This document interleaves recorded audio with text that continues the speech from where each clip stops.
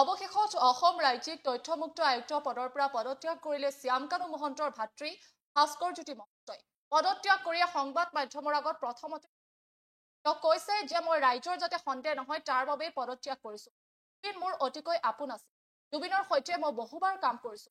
মই পূৰ্বে কৈছিলো যে যদিহে মোৰ ভাতৃ শ্যামকানুৰ নাম সাঙুৰ খায় তেন্তে মই পদত্যাগ কৰিম। গতিকে ৰাজ্যপাললৈ মই পদত্যাগ পত্ৰ প্ৰেৰণ পুনৰবাৰ জনাইছো এই মুহূৰ্তৰ এটা গুৰুত্বপূৰ্ণ খবৰ যেহেতু অৱশেষত সংবাদ মাধ্যমৰ আগত মুখ খুলিলে শ্যামকানু মহন্তৰ ভাতৃ ভাস্কৰজ্যোতি মহন্তই। তেওঁ কৈছে যে ৰাইজৰ যাতে সন্দেহ নহয় তাৰ বাবেই মই পদত্যাগ কৰিছো। এজন ব্যক্তিয়ে সাংস্কৃতিক অনুষ্ঠানৰ বিত্তীয় লেনদেনৰ তথ্য বিচাৰি তথ্য আয়োগক RTI কৰিছে। তাত মোৰ ভাতৃৰ নামো আহিব।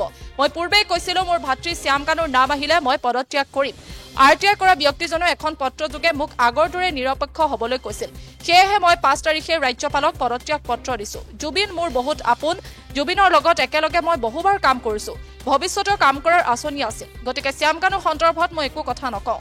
বিষয়টো তদন্তৰ আওতাত আছে। পুনৰবাৰ জনাইছো এটা গুৰুত্বপূৰ্ণ খবৰ এই মুহূৰ্তত যেহেতু অসম ৰাজ্যিক মুখ্য তথ্য আয়ুক্ত পদৰ পৰা পদত্যাগ কৰিছিল কিছু সময় পূৰ্বেই শ্যামকানু মহন্তৰ ভাতৃ ভাস্কৰজ্যোতি মহন্তই। ৰাজ্যপাললৈ পদত্যাগ পত্ৰ প্ৰেৰণ কৰিছিল ভাস্কৰজ্যোতি মহন্তই। আৰু পদত্যাগ পত্ৰ প্ৰেৰণ কৰিয়ে প্ৰথমবাৰৰ বাবে সংবাদ মাধ্যমৰ আগত মন্তব্য কৰিলে ভাস্কৰজ্যোতি মহন্তই। তেওঁ কৈছে যে ৰাইজৰ যাতে সন্দেহ নহয় তাৰ বাবেই মই পদত্যাগ কৰিছো। এজন ব্যক্তিয়ে সাংস্কৃতিক অনুষ্ঠানৰ বিত্তীয় লেনদেনৰ তথ্য বিচাৰি তথ্য আয়োগক RTI কৰিছে। তাত মোৰ ভাতৃৰ নামো আহিব। মই পূৰ্বে কৈছিলো ভাতৃ শ্যামকানুৰ নাম আহিলে মই পদত্যাগ কৰিম। RTI কৰা ব্যক্তিজনেও এখন পত্ৰযোগে মোক আগৰ দৰে নিৰপেক্ষ হ'বলৈ কৈছিল। সেয়েহে মই 5 তাৰিখে ৰাজ্যপালক পদত্যাগ পত্ৰ দিছো। জুবিন মোৰ বহুত আপোন আছিল আৰু জুবিনৰ লগত একেলগে মই বহুবাৰ কাম কৰিছো। ভৱিষ্যতৰ কাম কৰাৰ আঁচনি আছিল। কিন্তু শ্যামকানু সন্দৰ্ভত মই একো নকওঁ। বিষয়টো তদন্তৰ আওতাত আছে। এই মুহূৰ্তত কিনো কৈছে ভাস্কৰজ্যোতি মহন্তই তেওঁৰ ভাষ্য আছে সেই ভাষ্য আমি আপোনালোকক শুনাব বিচাৰিম।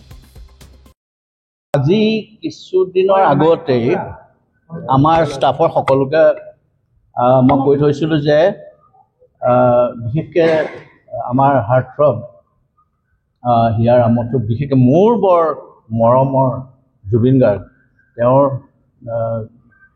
মহাপ্ৰয়াণৰ পিছৰ সময়ছোৱাত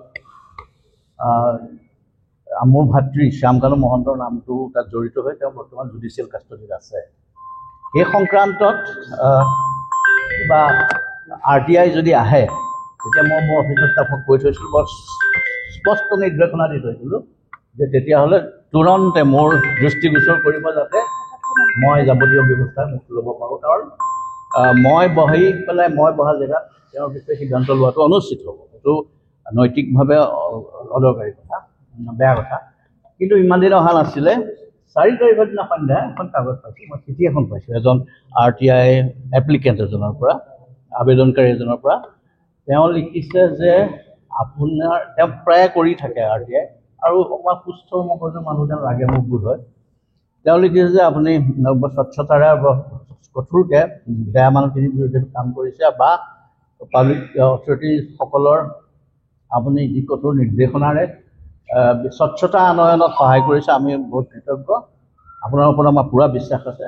যাই কি নহওক এখন আমি নতুনকৈ RTI কৰিছোঁ কেইবাটাও ডিপাৰ্টমেণ্টৰ বিষয়ে যাৰ পৰা শ্যামকানু মহন্তকে ধৰি কেইবাটাও নাম কৈছে, বাকী কেইবাটাও বেলেগ বেলেগ অনুষ্ঠানৰ কথাও কৈছে। তেওঁলোকে যিখিনি বিত্তীয় সাহায্য অসম চৰকাৰৰ পৰা পাইছে তাৰ বিষয়ে আমি এটা RTI কৰিছোঁ। আৰু আপুনি যেনেকৈ অন্যবোৰ ক্ষেত্ৰত ইমান নিৰপেক্ষভাৱে কাম কৰি আছে এই ক্ষেত্ৰতো আপুনি তেনেধৰণেই কাম কৰিব বুলি আমি আশা কৰিছোঁ। আৰু ইত্যাদি ইত্যাদি তেনেকৈ লিখিছে। তেতিয়া সেইটো 4 তাৰিখে সন্ধ্যা পাইছোঁ এখন চিঠি। লগে লগে 5 তাৰিখে মই মাননীয় মহামহিম ৰাজ্যপাল, কাৰণ মই ৰাজ্যপালৰ অধীনত কাম কৰোঁ। এই তথ্য আয়োগটোৱে মহামহিম ৰাজ্যপালৰ অধীনত কাম কৰে। তেখেতৰ ওচৰত গৈ এই চিঠিখন কুইকলি ড্ৰাফ্ট কৰি পেলাই তাত মই সেই কথাকেইটাকে লিখিছোঁ যে এখন চিঠি পাইছোঁ। দ্য লেটাৰ ছাজেষ্ট ডেট এপ্লিকেণ্টে এখন RTI চিফ ছেক্ৰেটাৰীলৈ লিখিছে about the financial assistance accorded by various departments of the government of Assam to various individuals, organizations, including Sri Shyamkanu Mohanto. এই চিঠিখনত তেওঁ উল্লেখ কৰিছে while appreciating my integrity, মোৰ কথা তেওঁ লিখিছে, and impartiality as the SCIC, the letter has appealed to me to maintain such professionalism while dealing with the RTI application pertaining to Shyamkalu Mohanto. তেওঁৰ ক্ষেত্ৰতো যাতে এনেধৰণে আপুনি কৰে। It is also a fact that Shyamkalu Mohanto is currently in judicial custody. মই সেইটো কথা mention কৰিছোঁ। লাষ্টত কৈছোঁ, in order to uphold the highest tradition of impartiality, transparency, and good governance exhibited in the RTI Act and the Constitution of India, I consider it to be in the fitness of things to demit my office so that no doubts or inferences may be cast in the administration of justice pertaining to the instant RTI petition.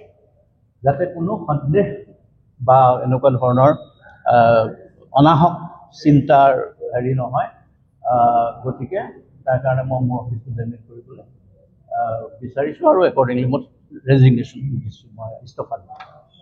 এই কথাষাৰ ৰাতি মই মাননীয় মুখ্যমন্ত্ৰী ডাঙৰীয়াৰ হেৰিয়ক জনাইছোঁ। ইয়াৰ আগতেও যেতিয়া মই মোৰ অফিচৰ মানুহখিনিক কৈছিলোঁ, তেতিয়া মই মাননীয় মুখ্যমন্ত্ৰী ডাঙৰীয়া প্ৰিন্সিপাল ছেক্ৰেটাৰীকো কৈছিলোঁ যে এনেকুৱা ধৰণৰ RTI আহিলে মই কিন্তু এটা সিদ্ধান্ত ল'ম চাকৰি কৰা নকৰাৰ বিষয়ে। সেইবুলি আগতেও মই তেখেতলোকক কৈছোঁ। তেখেতলোকে মোক উত্তৰো দিছিলে, হ'ব বাৰু, আপোনাক আমি সন্মান কৰিম। কথাটো সিমানে। গতিকে অসমৰ ৰাইজলৈ মই শ্ৰদ্ধা সেৱা জনাইছোঁ, কৃতজ্ঞতা জনাইছোঁ, আৰু বিশেষকৈ পাব্লিক অথৰিটিজবিলাকে মোৰ সময়ত যথেষ্টখিনি ৰেছপণ্ড কৰিছে। আৰু মই ভাবোঁ এতিয়া মোৰ দিনতে CIC কনফাৰেঞ্চ পাতিলোঁ, অনলাইন RTI ব্যৱস্থা কৰিলোঁ, ঘৰত বহি পেলাই এতিয়া RTI কৰিব পাৰে। আৰু লগতে যিখিনি RTI নামত দুৰ্নীতি কৰিছে, এক্সটৰ্শ্যন কৰিছে, পাব্লিক অথৰিটি হাৰাছমেণ্ট কৰিছে, তেওঁলোকৰ বিৰুদ্ধেও আমি যথেষ্ট ব্যৱস্থা লৈছোঁ। FIR কৰাকে ধৰি পেলাই বহুতকেইজনক বাৰণ কৰাকে ধৰি পেলাই আমি কিছুমান কাম কৰিছোঁ। আৰু এনেকুৱা এটা পৰিৱেশ গঠনৰ কাৰণে চেষ্টা কৰিছোঁ যাতে অফিচবোৰত গৈ আন্দোলন কৰিবলগীয়া নহয়, ঘেৰাও চেৰাও কৰিবলগীয়া নহয়। RTI এটা বৰ ইম্পৰ্টেণ্ট ৱেপন, এটা বৰ ডাঙৰ অস্ত্ৰ। সেইপাত বিশেষকৈ গণতন্ত্ৰৰ প্ৰকৃত